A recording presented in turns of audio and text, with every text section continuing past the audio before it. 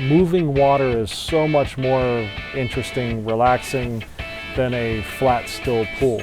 Wake up at 5:30, straight downstairs, turn on the underwater lights, swim for however long until I can't take it anymore. We are in Weston, Florida. We are both accountants. We enjoy being outside doing things like the pool. For years, I've wanted a swim in place pool. So I had looked at various and assorted companies, but most of those times we would need to do construction. I just didn't feel like whatever it means to rip up a pool in any fashion means that we would have done more and more and more, and it would have become cost prohibitive. And I was on, I think, Facebook and saw this. And it was right at the same time that he had fractured 2 of his vertebrae in his upper spine and needed to have surgery, couldn't be very weight-bearing at that point. And I was like, but you could do this. And I talked to his surgeon about it, going, is he allowed in the pool? Can he at least stand at the end of the pool and kind of get something going rather than risk any form of injury? So that was really the impetus at the end.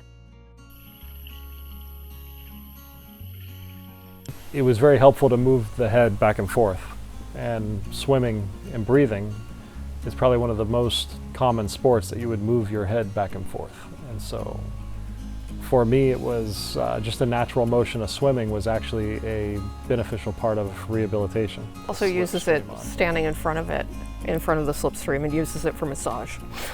Yeah. And it's great. The Slipstream creates just a different ambience. Moving water is so much more interesting, relaxing than a flat, still pool. So whether it's floating on a float or even just sitting on the steps, I would say I use the pool with the Slipstream infinitely more often than I do without. Even if I'm not swimming, even if I don't have an exercise or workout planned, for me it's just the water moving.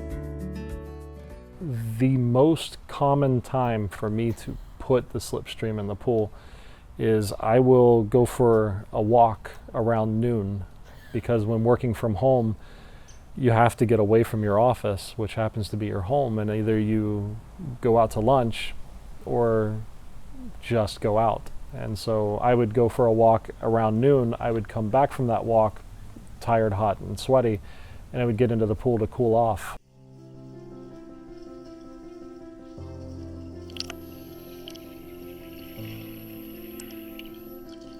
Wake up at 5:30, straight downstairs, turn on the underwater lights, swim for however long until I can't take it anymore. I'm usually in 15-minute increments, so I try to do morning and night so that I get my total distance in. Yeah, I mean, that's really been my routine. Get going before the kids get up and they start their day, and then after their day ends, try to get back in there and kind of wear myself out before bed.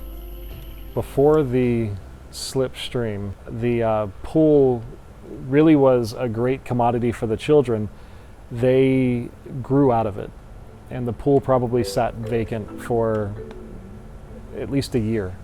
With the Slipstream, it's just a completely different environment. It doesn't feel like just the pool anymore. There's a movement effect that is just much more interesting. Many parents have asked about Slipstream when they've been here for parties, where suddenly, I crank it all the way up and you hear the squeals.